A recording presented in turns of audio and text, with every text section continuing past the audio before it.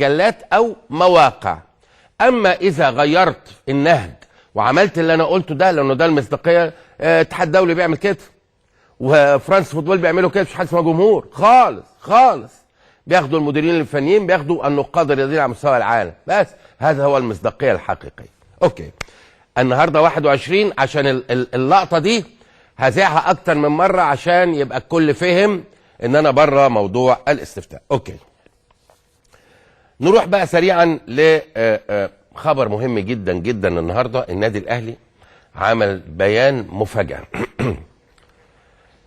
قبل بيان النادي الاهلي طلب مداخله صديقنا العزيز وطبعا وكيل اعمال الرائع نادر شاوي، اللي هو وكيل اعمال عماد متعب ومجموعه كبيره من طبعا اللاعبين. يا كابتن نادر، مساء الانوار. مساء الانوار يا كابتن مدحت، ازي حضرتك؟ وحشني. انت كمان والله، اهلا وسهلا. كل اذان صاغيه تحت امرك تحت امرك. لا والله يا فندم، انا بس بنفي عشان الكلام ده بس متداول. انا بنفي ان رمضان صبحي يكون عمل اي مداخله تليفونيه مع اي حاجه اذاعيه او تلفزيونيه، تمام؟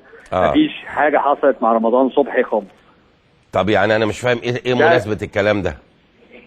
لا، مناسبه الكلام ده ان في حد انتحل صفه رمضان ودخل عمل مداخله في الراديو، والكلام ده طبعا مهم جدا بالنسبه لرمضان، ان كل كلمه بتتحسب عليه طبعا. وبالتالي البني ادم اللي اتكلم مش هو رمضان صبحي.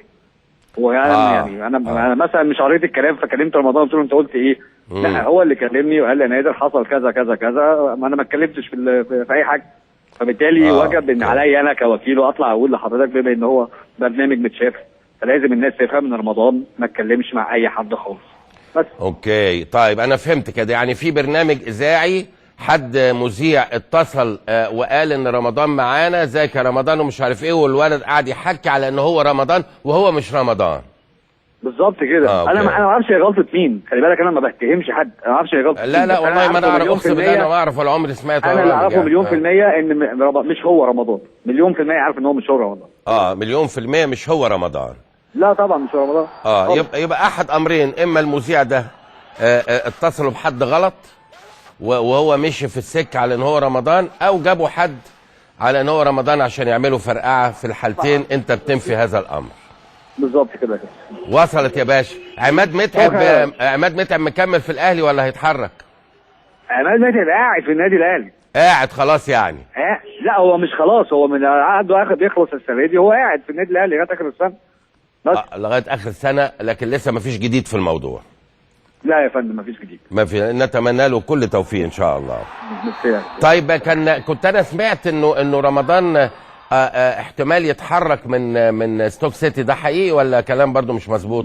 ده 0%. 0%، كلام محترم جدا. طيب انا بشكرك كابتن نادر، شكرا جزيلا. شكرا يا فتحي، اتفضل يا رب يخليك. بشكرك شكرا جزيلا. طيب نروح لبيان النادي الاهلي.